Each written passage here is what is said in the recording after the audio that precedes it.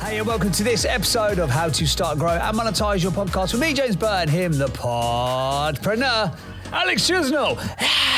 And the crowd goes wild. He hates when I do that, which is why I do it even more. Today on the pod, we're going to talk to you all about monetization tactics that actually work. Now, we've been talking about this a lot online. We've been putting clips out recently. We've been putting posts out about it on LinkedIn and all that good stuff. You do not need a gigantic audience to make enough money for your podcast to wash its face. The number one challenge, that I think that's very nice, there's a bit of mime there. If you're not on, because there's only one camera at a time, please editor, make sure you cut back to that. In fact, go for it again just in case I missed it. That's a mime of wash its face, by the way.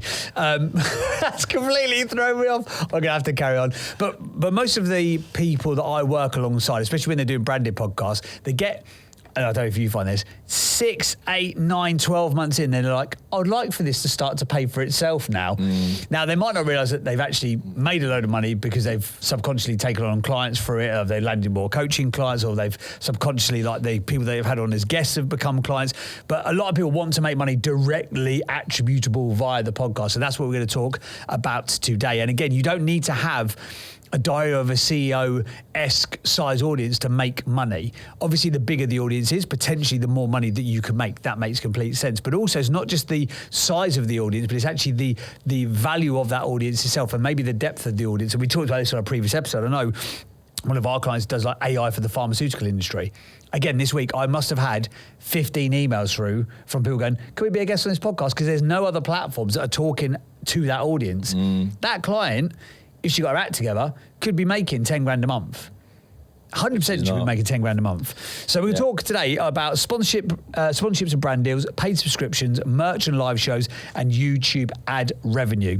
Yeah. So sponsorship and brand deals, securing the right partner. Let's talk about that first and foremost, because again, a lot of people are like, I want to get a sponsor. They don't really care who that sponsor is.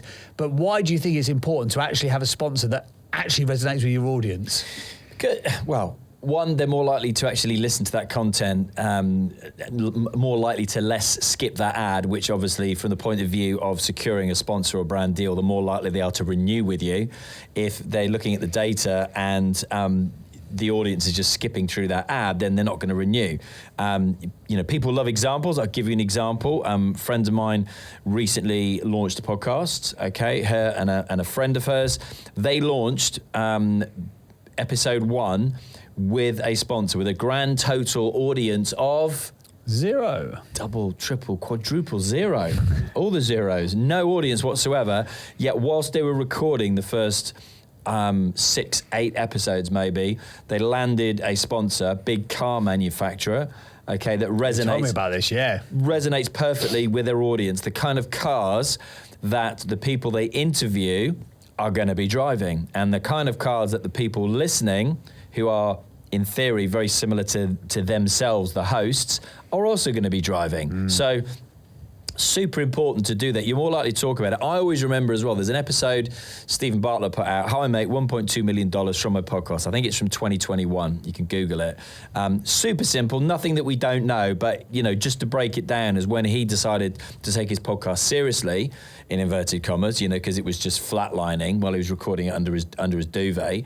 When he took it seriously, he wrote, I think he said 10 letters to the CEOs of products, brands that he used himself. Yeah. And he got 4 of those CEOs of those brands to commit to paying $25,000 each a month for 12 months. That is out of the realms of most people. I get that, On the bottom of his letter, it probably said, P.S. I'm just about to go on Dragon's Den, the biggest business show in the UK, possibly Europe, the world or whatever. So I get that, but equally just kind of leans in on your point of actually finding brands that you use yourself. You're more likely to talk about them in a manner that resonates with your audience, rather than just doing, that kind of an ad rate. And I've done it. I'm the first person to say that. When I've had different brands on my show that I don't necessarily, have resonated with in the past. Yeah. But people are offering you money to do things, it's very difficult to say no, especially if you don't have another sponsor that month. Why, but I get it. We deliberately, with my podcast before, started reaching out to brands that I wanted to work with. So, Tough Mudder, Spartan being an obvious example. I love working with those guys because that is a brand that I really resonate with. And I'm more likely to be enthusiastic, like I am now, talking about that brand. And people can hear that, and people can sense that. It's why people don't. I very rarely listen to. I do actually listen to ads quite a lot because I'm listening to why it's engaging or how they're doing it and how they're structuring it. Like Great Company, for example, Jamie Leng and his producer Jemima. Who's just had him as a friend on LinkedIn this week, which is very nice. Very nice. They do brilliant adverts because they actually really engage with the content. And if Jemima doesn't know anything about it, like they were doing something like the UK Trade Organisation or something like that, Jamie's obviously got a sweet company that is going international, so he can talk to her about it. Right. But it's really super engaging. It's why people don't skip past 7 minutes of adverts for Joe Rogan when he's talking about Butcher Box, because you can tell he's so excited. He talk about like the fresh, organic, grass-fed elk, and short of me going out with my bow and shooting an elk myself and then dragging it back and cutting it up, and it's a bit grotesque, frankly, but it's really engaging as a sponsor. So you would do that again and again, and whereas when you can hear certain adverts and you know that they're just being paid a bunch of money. I remember there was one, and I'm not going to shout them out by name in case a clip ever comes out and they don't like it, but there was a very, very well-off podcaster who's been famous on TV before and has got quite a lot of successful podcasts. You can make up your own assumptions about who it is. And they were doing an advert for the new electric Dacia, the car brand, the Eastern European car brand. I'm like, there's no way on God's green earth that geezer and his wife are driving a Dacia around Chelsea. There's just no way that that's how they're getting about. Yeah. They're on an e-scooter, like a boosted board probably, or they're in a roller. Like, they're not knocking about in a Dacia Duster. No. And I was just like, who signed that off from both parties? Like, who from his brand went, that's a good deal?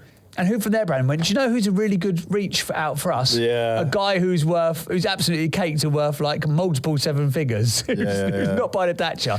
Well, I was, while you were saying that, I was just sniggering away to myself because it reminded me when I went with an American advertising agency. So they were. Oh God, yeah. I remember, they were, like dynamically inserting random ads into my podcast.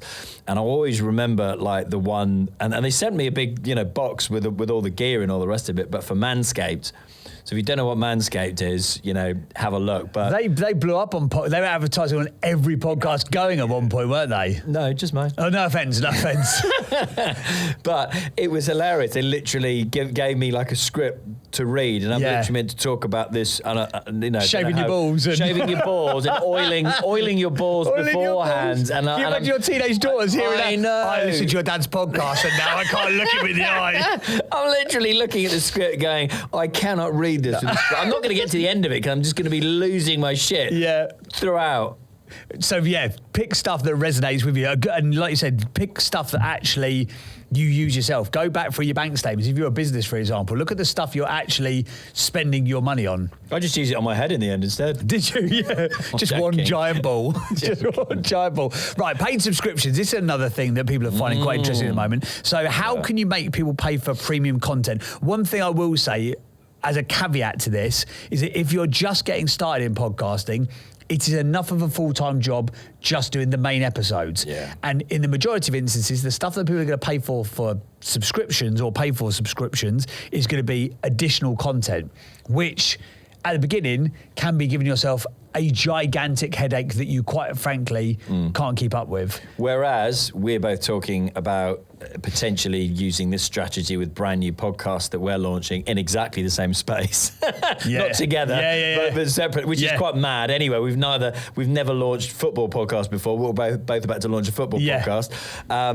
But we're both, chatting about subscriptions because you just think that the way that people are utilizing subscriptions at the moment in podcasting that's particularly popular are getting early access to content, so getting the latest episode a week before anybody else does, getting exclusive content and getting behind the scenes content, getting scripts of the interview. So ad free is another one, but again, that's just not enough of a benefit, I don't think, to make people buy for that purpose. Yeah. Whereas if you think if we're going to be shooting these football shows, we're going to have a team there to record that. We're going to be with that guest who is, more often than not, is going to be a high profile person. People are going to want to have that extra stuff about them. So they're going to want to have behind the scenes photos, video clips, exclusive content. So what can you shoot? Could you shoot, I was thinking of this, just kind of spitballing it,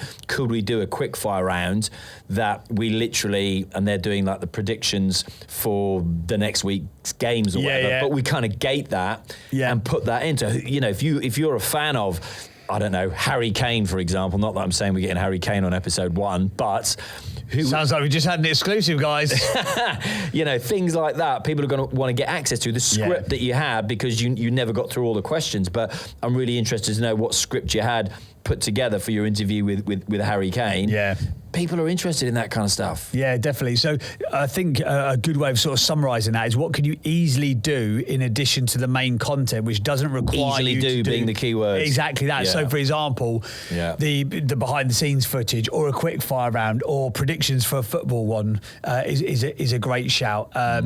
Maybe you have the opportunity for a subscriber to ask a question, but you can only listen to the answer if you're a subscriber, if that makes sense. You could say on the podcast to listen to our one key killer listener question, you can only hear on our paid for platform. You've just got to give enough value to justify. And again, the thing you've got to understand, in my opinion, is that you're not going to be able to charge substantial amounts of money per subscriber. So you're talking sub 10 quid. Yeah, $5, $10. That's our Patreon model. I was going to say that. That's fine. But you've got to have a lot of people paying you that amount of money to make it worth doing for yourself. Yeah. So find the ways you can easily give value, and don't, I would say, get drunk or high on your own supply, as they say, in terms of, we'll do it ad free, that's enough value. No, it's not. No. People are really not going to pay you for that. Like I pay, the only one I pay for subscription is Wondery, because I love all Wondery's content. You get it early, you get it ad free, but I don't care about the ad free, but I'll quite happily listen to the ads or press the 30-second skip button on my Apple player, because I'm still old and I use Apple.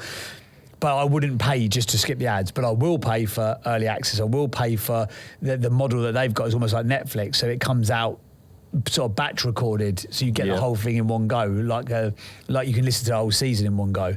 But try and find the things you can easily do for that additional content, if that makes sense. Think Patreon's one model. You also got to build in the fact that they're going to take their 20%. I think Patreon's quite high. There are other, if you Google Patreon, it will come up with sponsored ads with the other with the competition that's out there. You can also, as I've seen somebody do, who had a stable of like intellectual podcasts, so they had like really triple niche down on the content they were doing, but they created their own white label version of Patreon, so they owned 100% of the revenue that they were getting. They trialed it with one of the artists, and they were like, okay, and they were making 6 figures a year, for this guy. And then they looked, which we'll come to next, I believe. Then they looked at live shows. Absolutely. And merchandise. Merch and live shows. So creative revenue streams for podcasts, one of which being merch and live shows. It's a nice, natural add-on and addition, which is becoming more and more mainstream. And what has become the great thing with podcasts, live podcasts, is you can, at the most basic level, just do the same podcast in a live environment. That's what I did. With that audience. That's what I did. People absolutely love it. That's how you landed your first sponsors, was it? Because you were doing live shows as well? It was Virgin Atlantic.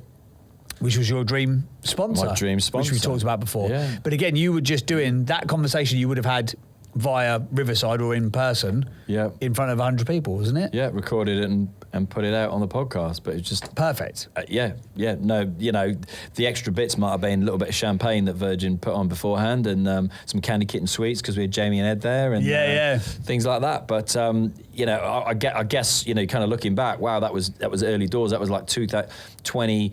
18 we were doing that kind of stuff, which was not everywhere. It seems like everyone's doing it now. Of course, they're not all doing it. You're just seeing those bigger names like the Jamie Langs going and doing the Hammersmith Apollo and getting 2,000 people. I've been along to the High Performance Live, and the guest was Dan Carter, the All Black number 10, and as part of the ticket you got a signed copy of his book when you checked in. You've got to think of it as as a super fan, what would you want? If you were one of these super fans, it's going to be, out of your audience of 100%, 100 people or 1,000 people that listen to your podcast, what percentage of them are going to want, access to the subscriptions? How many of them are going to be prepared to travel to watch your podcast in person?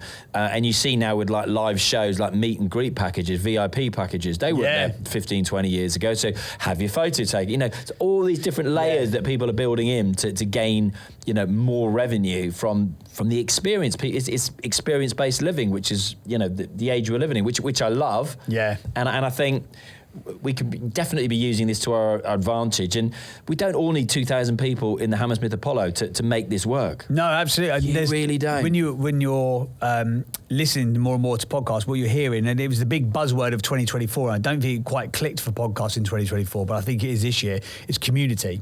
Community was so big in the marketing space in 2024, but now you're seeing shows like Spencer Matthews and Jake Quickenden, for example. They've just launched a new podcast called Untapped through High Performance. Very good show. I quite like it. I love the format of it. And they are doing, you can already see what they're going to start to do. So they're going to start to do like challenges and run clubs, and they're going to build a brand, and then it will be, are you wearing the T-shirts? Are you wearing the merch? You like Diary of a CEO, like DOAC, DOAC. People could buy DOAC hoodies and jumpers. I remember going to watch High Performance, ironically, and there's people in DOAC hoodies who are like obviously podcast super fans. So again, with that sort of merch and live show thing, poll the audience, look at what it is that they actually want, and see if there's those natural extensions. Like I say, if you're going to do an interview with somebody, can you make it a win-win? So the guests or the audience gets to come along to listen to an amazing conversation. They get behind the scenes access. They get up front and close to the people. Brilliant. But could you get, maybe if it's an author who's on a press tour, could you give a book away to each person? So even if you've got 100 people in the room, 100 people, 100 books shifted at one go. Yeah. That's a nice benefit to have. Get it at a cost. Yeah. But add it into the package. Yeah. Add the drinks in, a bit of food in, and make it, I think you've touched on it there, make it an experience, because that's what people really want in a world where we're now doing co-working and hybrid working, and you're only going into work a couple of days a week if you go in anywhere, and that kind of stuff. I think people are looking for human-to-human connection more so in their experiences. Ever. Yeah, more so than ever, especially really with the communities of people that they want to be around. If you're a listener of Fern Cotton, what she's done with Happy Place, I mean, festival. That is sort of the biggest version of a live event that you could do, but it's brilliantly put together. I went there with we did the High Performance podcast actually with a friend of mine who was their guest, and it was unbelievable. It was so well put together, but to your point, there's probably 1% of people who love your show enough that they are super fans. So don't go into it thinking, I'll get 1,000 downloads. I bet I could convert, 500 people to come to an event. You're just not. I bet it's about 1 or 2% of people who are that committed to that show that they will come along to other live events. Like you're doing a live training, and some of the listeners of this podcast are going to attend that live training. They are. Not solely because of the podcast, but because they want to get that next level of information. Final one we'll touch on, YouTube ad revenue, what's realistic and how to increase it. I also think, let's bundle in with that. Let's think of it as video ad revenue. So let's chuck in Spotify as well. What do you think is realistic for YouTube, and how would you suggest people increase the monetization options that they're running on video? Yeah, I think, and look, you've got to get to, for those who don't know out there, you need to get to initially 1,000 subscribers and 4,000 hours watched of your podcast before you can then have the option of putting a tick in the box on your YouTube platform to have access to monetization. You have to be asked to invited into the inner sanctum. Correct. You have to do that. So. Look, anything like this, I think you're starting at ground zero. But having seen firsthand somebody that I know that I've helped with their podcast literally go from zero to then getting a check for £15,000 from YouTube, a check for £20,000 for YouTube, a check for £25,000 for YouTube, you can see how you grow it. on the other side of that, and I've mentioned this before, but I think it's a good example, so I'll mention it again. I always remember Lewis Howes, who I've had on my podcast, as you know, saying that he didn't switch on monetization until, I think he said 2 years. It was either a year or 2 years into his YouTube channel. He kept it off because he said, what I didn't want was some snake oil salesman selling his wares, you know, that because that ad is placed at the beginning of your podcast for however many seconds. He didn't want that, but he switched it on, and he said on the first, I don't know if it's the first day, week or month, I can't remember, he said I made $25,000, and he goes, whoa. And then he did a calculation, which I think is a wrong thing to do, but he did a calculation of how much money he'd left on the table over the last year or 2 years. But would you have built the channel up that fast if there was adverts? Would people have got distracted? There is that argument as well, absolutely. Yeah. You know, and I say that with a lot of the clients we have with our podcast is, you know, don't look to sell anything to start with. Literally, you know, what action do you want that listener or viewer to make? Well, if they're listening or watching your podcast, why don't you just ask them to make a bit more of a deeper connection with you and just follow the podcast or subscribe to the podcast, because that means you then get those episodes served to you automatically every week. That tells the platform that more people are liking the show, so the algorithm are going to show it to more people. For me, that's an obvious way to do it. We've got a client now who's made a decision in season 3 to actually, you know, make the call to action, you know, more of a sales message. But, you know, coming back to the YouTube one, I just think, again, look, anything's possible. Having seen a friend, you know, do that with their podcast, again, it's a calculation of going, you know, how much money do you want this to make for you? You know, and I think, you know, very much, you know, when it comes to the monetization, it's don't try. Are we at the last point? I'll double check that. Yeah, I would say don't try and do all 4 of the things that we just mentioned at the same time. Pick one of them, and that could be you want to look at YouTube ad revenue, so your focus is on getting to 1,000 subscribers and 4,000 hours watched. Or for you, you might want to look at brand partners or sponsors, but don't try and do all of these things at the same time, because you will not have the bandwidth to do it unless you've got a big team. Yeah, absolutely. The other thing I'd say with Spotify and YouTube now, they also do...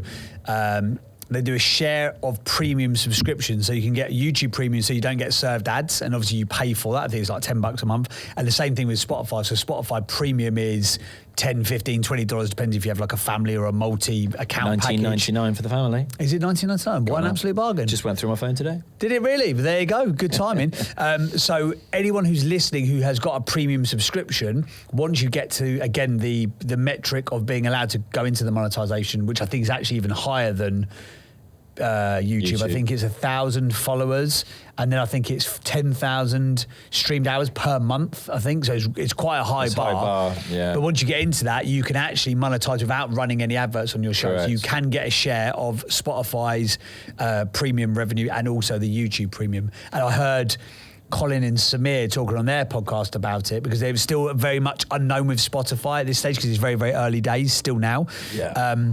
But they said per month they were pulling in 6 figures just from YouTube's premium. So it actually can attribute to quite a lot of money over the longer term. Nice. Yeah, and Spotify just announced this, you know, late 2024, that this is what they were going to be doing in 2025. And, you know, the big announcement was, you know, we have more people paying for a premium subscription than there are people paying for Netflix subscriptions, over 250 million people. So that is a big pie.